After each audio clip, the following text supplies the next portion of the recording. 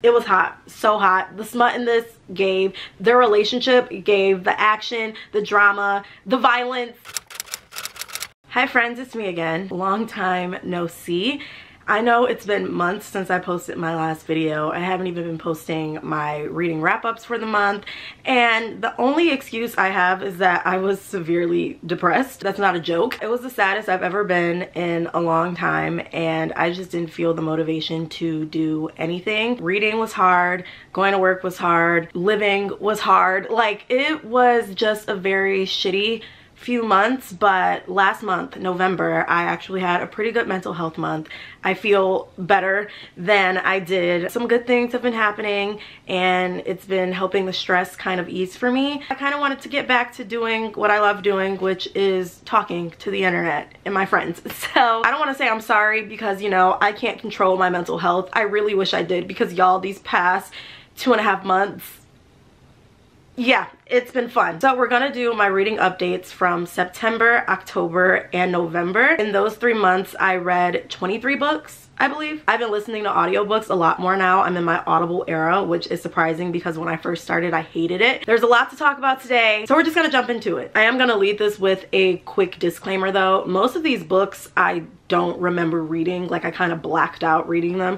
So if my synopsis or my rating, if they don't make sense, it's because it probably doesn't. But in September, this was when everything went to shit for me. So I only read 3 books. 2 of those were audiobooks, and one of the books I low-key don't even remember. So let's just try, okay? The first book I read in September was Ignite by Melanie Harlow. That's her last name, right? Yes, I was thinking of Jack Harlow for some reason. Let me try to explain it though. I'm gonna see if I can stir some stuff up in my mind. Okay, yikes, I don't even remember these characters' names. I think his name is Dex. Let's look it up. I'm looking at my Goodreads review because I low-key don't remember much about this book. Ignite follows Winnie and Dex. Dex is a firefighter, and he's also a single father to 2 girls who were the most adorable little girls I've read about. They were so funny, and they felt like their age. I forgot why, but Winnie moves to a small town, I believe. Or no, Dex moves in. This is gonna be a hot mess. Basically, it's about Winnie and Dex. Dex is the grumpy next door neighbor to Winnie, and I think they start this kind of friends with benefits sort of situation, and the 2 kids that Dex has are so adorable. And yeah, that's all I really remember from this book, to be very honest. I gave it a 3.5. My Goodreads review says, I like this a lot. It just felt very focused on side characters at times and not Winnie and Dex's relationship, so the pacing threw me off. And there you go. I definitely want to pick up the other books in the series because I've heard a lot of good things about those books and those characters. So it's definitely a series I'm going to come back to. I picked up the Bell Brothers trilogy again. I listened to these on Audible. This is my first time talking about those books because I've put it off, mainly because I know I'm going to cry. Y'all, I listened to Priest, the first book, way back in March. It was my first audiobook I've ever listened to. I liked it. I thought the narrator was phenomenal. Jacob Morgan, I'm actually very obsessed with that man. You're gonna hear a lot about him in this video, so strap yourselves in. Let's hope I can get through this without crying, because this is literally my first time talking about these books out loud. You have Sinner, which is about Sean and Zenny. So Sean Bell is rich, blonde, we'll forgive him for that. Zenny is Sean's best friend's little sister, and she is trying to become a nun. Based on everything that's happened in his past when it came to religion and the church, he just completely lost his faith. He's not really the biggest believer in God. Speaking to Zenny and being attracted to Zenny kind of helped him get closer in his faith, because she's becoming a nun. So before that time happens, she wants to experience all life has to offer, and that is getting intimate with none other than the Sean Bell. This book was hot.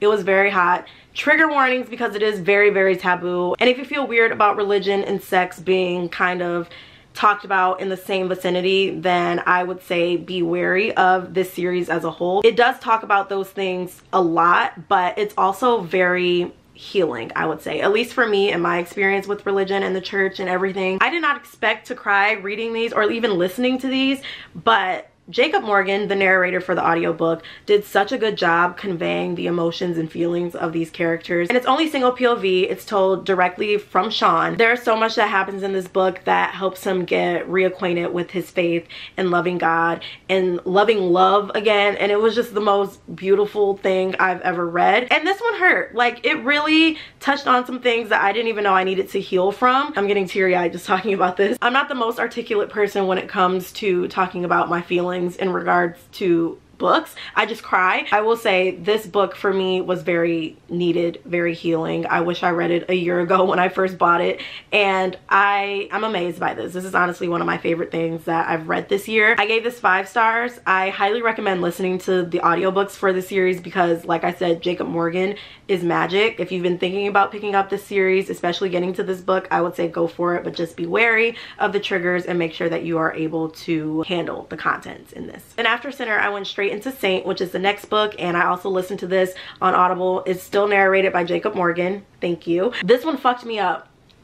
I know I said this about Sinner, but it applies to Saint as well. This is possibly one of the most beautiful books I have ever read or technically listened to. This one follows Aiden and Elijah. Aiden is Sean's little brother, and then Elijah is Sean's best friend. Their relationship was kind of mentioned briefly in Sinner because Elijah and Aiden had a kind of secret relationship, and then Sean ended up finding out about it. So there's a time jump, and we have Aiden Bell, who was also rich, a playboy. He was very much the life of the party in everything that he did. So he was very hyper, very active, very talkative, and he is a monk in this book. And there's a reason behind that. I don't want to say much because I do feel like it's a spoiler, and I don't want to get too much into it because it's also something that affects me very, very heavily. Like, I sobbed listening to this because me and Aiden were also like this. It's second chance romance, and those always get me very emotional. But in this case, it feels so different because you have who Aiden was 5 years ago and who he is now. So it's almost like falling in love with 2 different people. And the way that Aiden talks about who he previously was and how he felt like it was so wrong and he never really felt sure and confident in himself, and his mental health just wasn't the best compared to who he is now. The tears are coming. We're not gonna cry in this video, but you can tell I read this in September when I was very, very depressed. I understood Aiden so much, like reading his journey and how he felt about himself and the people he loved and surrounded himself with, and how he just wanted to be better for himself, but also for them, also for God. It really got to me. Like I said, the second chance in this is unlike anything I've read before, just because it feels like you're falling in love with previous Aiden and present Aiden, and how you just want them both to be the same person, but you understand that there's a reason why he chose to be a monk and why he kind of gave up that part of his life. And then you have Elijah coming in to kind of remind him of who he was and how they fell in love and still loving him as a monk. Like, y'all, I am not explaining the series well at all. I'm so sorry, but just know this one really, really got me. I think about Elijah and Aiden so much. They literally make me cry every time I talk about them. As we can tell, I've re-listened to the audiobook so many times. It's unhealthy at this point. Sierra Simone really did a good job with this series when it came to navigating discussion around sex, the church, religion, loving God, losing faith in God, mental health. I am amazed by Sierra Simone, and this series made me want to pick up every single thing she's ever written. And I'm glad I finally finished the series. It hurt. I'm sad because I miss these characters a lot. I haven't been able to let go of them just yet, and I kind of refuse to. I gave this 5 stars. It's also one of my favorite things I've read this year, and it might be my #1 read of the year. So now we're moving into October. I ended up reading 8 books that month. I can tell my rating system kind of changed a lot. I've just been a little more critical when it comes to the things I'm consuming. So take that with a grain of salt, because I know with this next book I'm about to talk about, y'all are probably going to be very mad at me. The first book I picked up in October was Icebreaker by Hannah Grace. I've seen this book everywhere, literally everywhere. Let's just rip the band-aid off by saying I did not like this book as much as I thought I was going to. Hear me out, okay? This book had so much potential to sell me. I love the blurb. I love the idea of mixing ice skating and hockey together. Basically, this book follows Anastasia and Nate. Stassi is training to be an Olympic ice skater, and she's a pair skater, so she has her partner whose name is Aaron. You have Nathan, who is the big hockey guy. I think he's the hockey captain. They practice at 2 different rinks, and one day a prank goes wrong on the hockey rink, so the hockey players are forced to share the ice skating rink. So that's how Stassi and Nate end up communicating. Stassi is not about it. She's frustrated that she has to share her space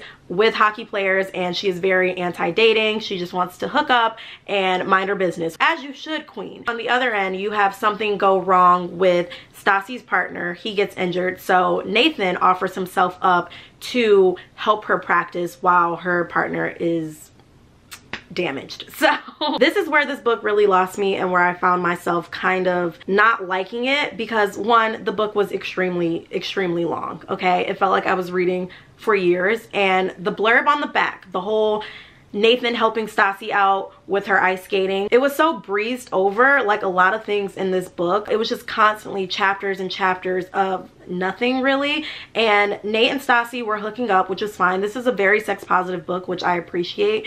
But Stassi got very frustrating when it came to dealing with Nate. You have Stassi, who is declared as a strong, confident, communicative female main character, but then when it came to Nate and how she dealt with even her skating partner, she kind of sucked at expressing herself, which kind of made no sense to me. At times this book felt all over the place to me. I felt like there were a lot of characters who were introduced, and I know that they're getting their own books, but I did not care just yet. It felt like I was being force-fed to want their books. It just felt very overwhelming having characters thrown at you, and I'm like, I haven't even started to care about the main characters in this book. Like I mentioned before, this was very long for a romance book, which says a lot because I read 500-page romances. Like, that's really no problem for me, but this one felt so dragged out. Like, the whole premise of Nate helping Stassi out with her ice skating was breezed over, and I was like, wasn't this the point of the book? I didn't like the pacing. I didn't really like the characters. They were fine. The smut was hot, but Stassi annoyed me. Nathan was fine. He was a fine male character written by a woman, but also just given everything else that happened in the book, I just didn't really care about their relationship, because by the time they actually got together towards the 70% mark, I wanted to be done with the book. Like, it just would not end. And I know a lot of people market this book as not having a third act breakup, which I kind of really disagree, because the first 70% of the book is literally Stassi and Nate not being together because Stassi has her problems. So all of their issues, all of their breakups happened in the first half of the book. They didn't really even get together until the third act, so it just kind of got frustrating. By the time they actually got together, I was exhausted. Like, I would have rather had a third act breakup than the shit they went through in the first 70%, personally. I will say this was not a bad book. I gave it 3.5 stars. I think the series has so much potential. This first book, I just have a lot of issues with the marketing. It felt like I was being catfished, to be very honest. This was so close to being a 4-star for me, and then I read the epilogue and I hated it. It just made no sense for the characters' end goals in mind that they talked about throughout the entire book. It didn't solidify anything for me with this book, so I am so sorry, because I know this is everyone's pride and joy right now, as it should be. Like I said, it wasn't a horrible book. For the most part, I enjoyed it, but based on the reviews and everything I've seen about it, this did nothing for me personally, and I don't think I would recommend it, but that's just me. Sorry. The next book I picked up in October was Darling Venom. I also listened to this on Audible. This book has also been on my TBR for the longest time, so I'm glad that I finally listened to it. This is also one of those books where I really liked it, but I kind of forgot about what happened. I know I gave it 4 stars though. Essentially, you have Charlotte, who ends up meeting a guy named Kellen. They only talk or see each other on Valentine's Day, I believe, which is her birthday. Something tragic happens with Kellen, and years later she ends up running into his brother, who is an asshole, and there she's trying to learn more about Kellen through him, while also trying to keep her secret of knowing why Kellen did what he did, because his family never really got answers. This one's kind of dark.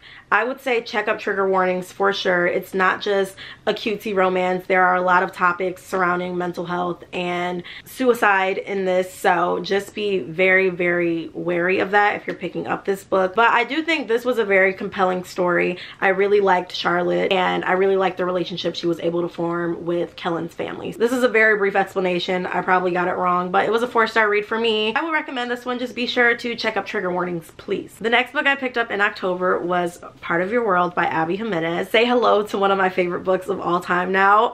I also listened to this on Audible. I was in my audiobook era in October. This was narrated by Zachary Weber, who is also Jacob Morgan. Like, they're the same people, and I didn't realize that until a month later, but he just goes by different names. So I thought that was cool because I was like, he sounds familiar, but is that who I think it is? We love him. This is one of the cutest books I've ever fucking read. You have Alexis and Daniel. Alexis is this city girl and Daniel is this country boy. He's the mayor of his town. He's a carpenter. So it's giving very much small town romance, different worlds as well, opposites attract kind of vibes. One day while Alexis is driving, she gets stuck in Daniel's small town, and he's the one that ends up towing her car out of this ditch she ran into, and he invites her back to a bar. They have a one-night stand, and they just can't stop having one-night stands. They're obsessed with each other, but she lives 2 hours away, and she's a doctor, so she has all of these expectations for this hospital that she works at because her family has worked there for generations. Because they come from two different worlds, Alexis isn't sure how things are gonna work out. Like, this girl can barely cook for herself. Their relationship was so cute. The way Daniel was obsessed with her, I need him. I need him immediately, please. There are so many factors trying to push them together. Like, the universe itself is literally making waves in the things happening around them so that they end up together, and I thought that was so unique and fun. Like, just random things would happen to get them to be together and to kind of be forced to interact with each other. So I thought that was a really cute take on a contemporary romance. I gave this one 5 stars. It's phenomenal. It was funny. It was cute. It was emotional. It was everything I needed. This is also one of the audiobooks I constantly re-listen to because I'm obsessed. So next I read The Coppersmith Farmhouse by Devney Perry. This is part of her Jamison Valley series. It's the first series she ever wrote, so just keep that in mind when I talk about these books, please. So instead of talking about these books individually like how I usually would in a series, I'm just gonna kind of rapid fire it, tell you my rating and the tropes that are in each book, because to be very honest, this wasn't my favorite series to read. I have The Coppersmith Farmhouse. That's single mom, she's new to town, and then it's supposed to be Grumpy Sunshine, which it is, but Jess, the main male character, is the most awful main male character I've ever read about. I gave this book 2 stars. I hated him. Their love story did not sell me at all. I despise this book very, very severely, and I rarely ever say that, but this is a book that made me viscerally angry because of how awful Jess was. No, do not recommend. The next book is The Clover Chapel. I like this a little better. I gave it 3 stars.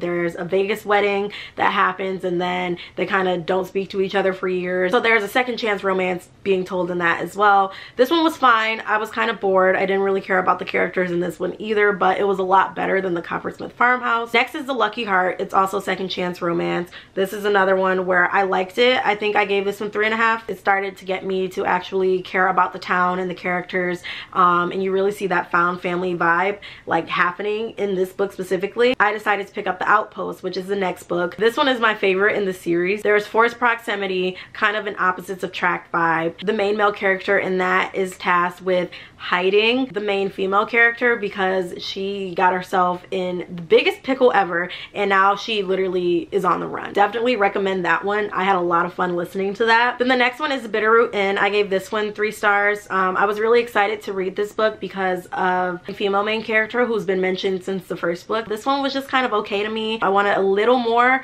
for her story, but it's fine. She's a single mom. There's hidden identity in this. And the last one is The Bitterroot Inn. This one is my second favorite in the series. I gave it 4 stars. It was shorter than the rest of the books in the series, which I was kind of surprised by, but nonetheless, I really liked it. This one is Nurse Patient. It was so cute and I loved it, especially because this has to do with a character who was mentioned in the first book as well. Those are all 6 books in the Jamison Valley series. As a whole, I don't think I would recommend the series just because there are 6 books. I only like 2 of those books out of it, but like I said, it was Devney Perry's first series ever, and you can tell.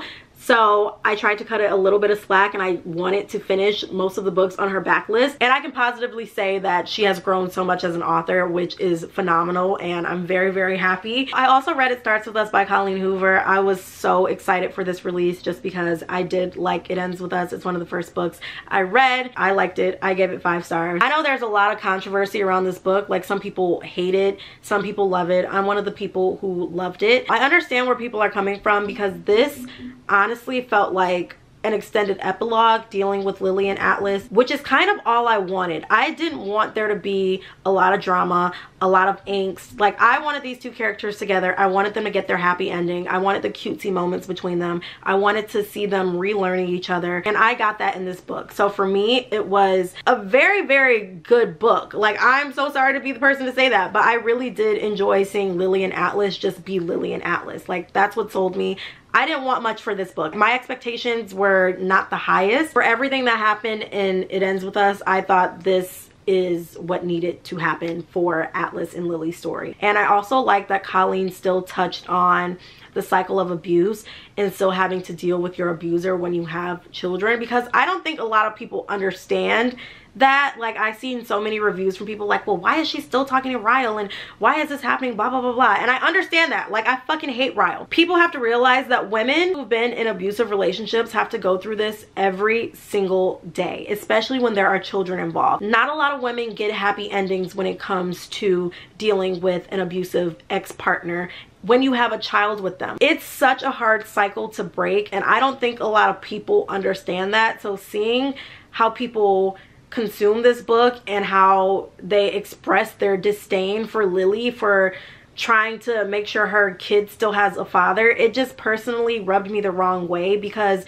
I've seen the cycle of this kind of abuse and how hard it is to break it. And I thought that Lily, for everything that she's gone through, I thought she handled it the best way, personally. Given everything that happened in It Ends With Us and in this book, I thought Colleen Hoover did an amazing job talking about these kinds of relationships based on my experience. So this was a 5-star read for me, and I'm glad Lily and Atlas got their happy ending. Finally, in October, I read King of Wrath by Anna Huang. This is her latest release for her new series. This one follows Vivian and Dante, and they are forced to be married because Vivian's dad has some dirt on Dante, and Dante does not want that to get out for various reasons you'll find out in the book. I ended up giving this one 4 stars. I really liked this one, and I think it's mainly because the Twisted series by Anna Huang wasn't my favorite series ever. Like, I only liked Twisted Lies and Twisted Games. Reading this book, I was kind of like, okay, this is a series and this is a plot that I'm kind of more into, and I'm really excited to see the other books that are going to be in this series based on how this book went. I wasn't super blown away by everything that happened. Like, Vivian kind of annoyed me at some parts, and Dante wasn't really overwhelming. Like, he was just okay to me. He wasn't my favorite main male character to read about. This one was cool. I'm excited for the rest of the series. Oh, okay. I'm so excited for the rest of the series. I dropped the book. So November is when I finished the Jamison Valley series, but I already talked about those. So we're gonna go into the other books that I managed to read in November. Starting off strong with 7 Days in June. I love this book so much. I gave this 4.5. Basically, it's second chance romance. They're both authors. They met when they were teenagers, but then something happened tragically, and they haven't really spoken at all years later. So now you have Ava, who is trying to write her next bestseller, and she just feels very stuck. There's a lot of discussion about invisible disabilities as well, which I really appreciated. She has a daughter, and her daughter was hilarious, and just the mother-daughter relationship between them was amazing and mature, and just like such a breath of fresh air to read about. On the opposite side, you have Shane, who is also an author. Like, he's one of the best sellers, but he hasn't really written anything in a while. And one day they kind of interact again at like this book convention, and the tension is instantly there. You can tell that something's going on. Everyone in the crowd knew something was happening between them and that they had a past. I thought this book was a beautiful second chance romance, especially when it came to relearning each other and just being honest about the things that they went through. This was honestly one of the most beautiful Black love stories I have ever read. I cannot recommend this book enough. I'm glad I finally read it. I gave it 4.5. The only reason this was not a 5 was because the ending was wrapped up so quickly for me. I was like, no, I need them to have more time. It's one of those books where everything is tied together in the epilogue, and I hate that because I need more time with them to like be happy and to be together after all of the hardship that they went through. So that was the only reason it's not a 5-star, but I still really enjoyed this, and I appreciated this love story so much. So highly recommend. Next, I read an arc of Yours Truly by Abby Jimenez. This is the book that comes after Part of Your World. I think it releases in April next year. Y'all, Abby Jimenez knows how to write a soft man. I was so giddy and happy getting through this book. Yours Truly follows Bree and Jacob. Bree is Alexis's best friend, and Jacob is the new doctor that just got to the hospital. Jacob, my sweet boy, he has anxiety and social anxiety, so everyone thinks that he's just this asshole because of how he handles certain situations, but it's really because he has anxiety. As someone who struggles with anxiety and social anxiety, the way that Abby Jimenez wrote Jacob was so emotional for me to read about, because me and Jacob were like this. The characters around him showed him love in the way that he needed to be loved. Like, him going out and being around people stresses him out and makes him not happy, and it makes him close in on himself, and he doesn't feel good about himself. But Bree showing up for him and allowing him to be himself while still trying to include him in things and showing him a different way of just being loved, it was amazing. Jacob just hit home for me, and I'm glad that this was handled with a lot of care and truth. I can't really say much about this book because it is an arc. It's not out yet, but it was still so good. And if you loved Part of Your World, I think you're really gonna love Bree and Jacob. Next, I read Juniper Hill by Devney Perry. This is the second book in the Eden series. I read Indigo Ridge a while ago. Devney put her foot in this book, okay? Memphis just had a newborn, and she moves to Montana, and she's living in Knox's garage so that she can work with Knox's sister. And at first, Knox is not about it. He's very grumpy. He likes his space. He's also a chef. It's kind of hard to describe the plot in this because I feel like there wasn't like one essential plot. Like, you have Memphis, who's working hard, who's trying to learn how to be a mom with a newborn, and then Knox is her neighbor, basically. So they end up forming a relationship. The way Knox cared about her and Drake, her baby. Can these men be real, please? I don't know what it is about this book, but it just felt very cozy. The family vibe is there.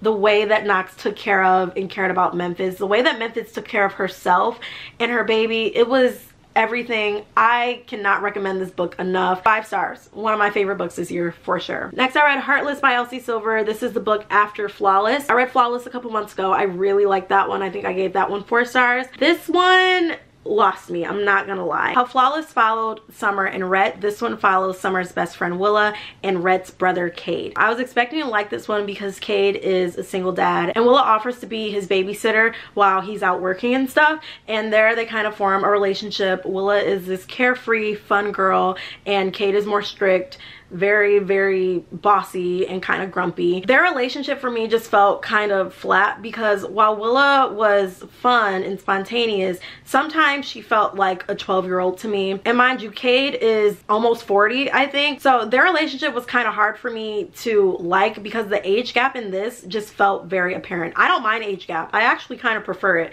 But Willa just felt very immature and childish to me. Pairing her with Cade kind of gave me the ick. There's also a trope in here that is my least favorite trope. I've come to grow to love it depending on how it's written and how it's handled. I don't think it was handled well in this book. It actually made me want to not finish the book at all. Just based on the timing and everything that happened and the relationship that was blossoming, it just didn't feel necessary in this book. So that really took the book down to 3 stars for me. I finally picked up the Anti-Heroes in Love duet. So the first book is When Heroes Fall and the next book is When Villains Rise. Dante is on trial for murder, basically. Elena's sister asked her to be his lawyer because Elena's sister and Dante are best friends, and Elena has never liked Dante at all. Like, she knows he's in the mafia and she just thinks he's very corrupt and an evil man, and she doesn't want to defend him, but she's doing it for her sister. This book was very slow, I will say that. I was interested in like the trial stuff and the mafia stuff, but the pace was extremely slow. You can really tell that Gianna did her research with this book when it came to talking about